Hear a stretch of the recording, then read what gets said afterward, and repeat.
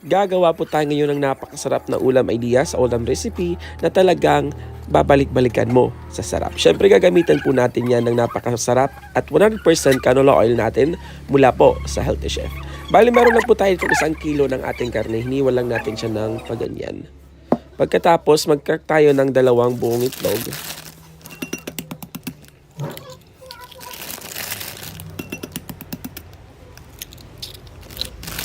At pagkatapos ibubuhos natin dun sa ating karne.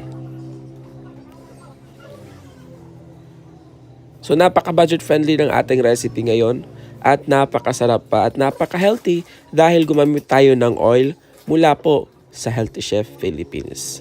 So bali 3 buong itlog ang ating nagamit po dito. Ibuhos lang natin dun sa ating karne. And then season lang na po natin siya ng salt and pepper. Pampalasa lang. Damihan natin yung paminta para mas lalong sumarap. Pagkatapos maglalagay din po tayo dito ng 2 tablespoon o 2 teaspoon ng ating garlic powder. Kung wala kayong garlic powder, pwede naman ay maghiwa na lang kayo ng bawang at sibuyas. Pero dahil medyo mahal na ngayon ng sibuyas, wag na lang. Ayan, haluin lang natin siya ng maigi. Yan, medyo naparami tayo ng ating itlog. So, bali 2 itlog lang ang kasya dito. Maglalagay tayo ng oyster sauce. Pandagdag lasa. Kung wala kayong oyster sauce, ay soy sauce na lang yung gamitin dito. Or kung iayaw mo naman, ay pwede naman hindi mo lang lagyan. O, diba? Haluin lang natin siya ng mabuti. Pagkatapos, maglalagay na tayo dito ng all-purpose flour.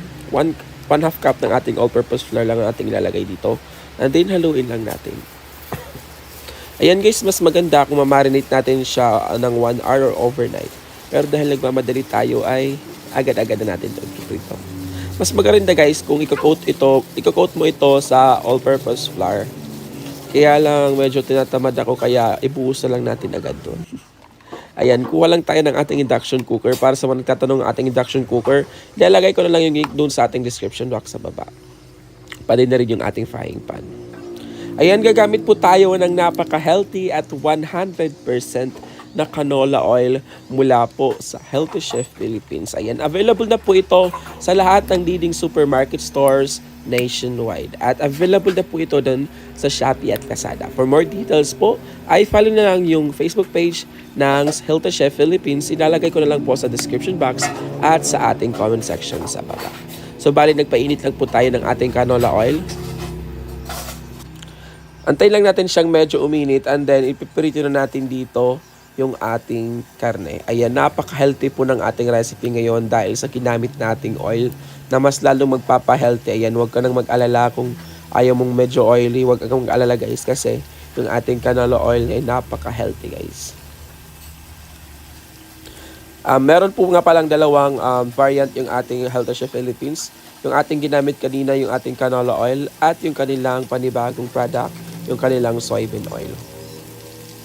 Ayan, for more details, follow Healthy Chef Philippines on their Facebook page. Ayan, so lutuin lang natin siya ng 5 minutes and then flip lang natin yung other side nito hanggang sa maging golden brown at maging crispy na siya. Ayan, ang ganda ng kulay guys ha. Huwag niyong pababayaan baka masunog. So okay na to guys. Drain lang muna natin siya sa ating strainer para matanggal yung mga existing na oil na yan.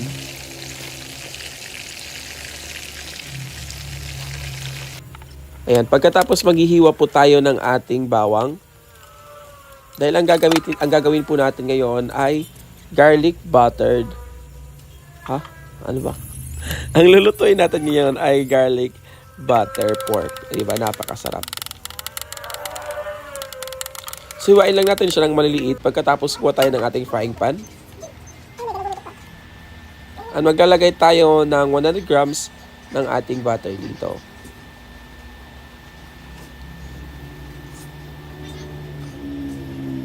So, painitin muna natin siya. And then, ilagay na natin yung ating 100 grams ng ating butter. Kung wala kayong butter, guys, pwede naman margarine na lang. Pero mas maganda talaga yung aroma ng butter dito. Or mas maganda yung lasa ng butter. Kaya, huwag kayong mag-alala, mura lang yung ating butter.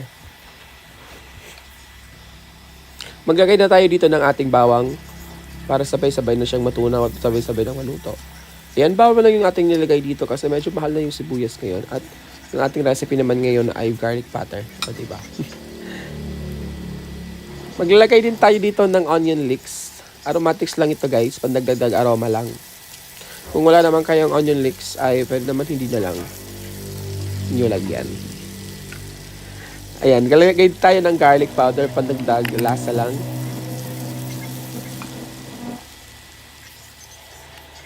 Pagkatapos, maglagay tayo ng oyster sauce. About 2 to 3 tablespoon ng ating oyster sauce. Saluin lang natin siya ng maigi. Ayan guys, sinaanan natin dito yung ating apoy kasi masusunog na yung ating ginagawa dito. Halu-haluin lang natin siya ng mabuti. Pagkatapos maglalagay din tayo ng 1 to 2 tablespoon ng ating soy sauce. Ayan, kung wala kayong oyster sauce guys, pwede naman soy sauce na lang yung ilagay dito. Halu-haluin lang natin siya ng mabuti guys. Huwag natin pababayaan kasi mabilis masunog yung ating soy sauce at yung ating oyster sauce. Papait yung lasa dito. Season lang natin siya ng salt and pepper. At maglagay tayo ng 1/4 cup ng ating brown sugar. Haluin lang natin ito hanggang sa matunaw yung ating asukal.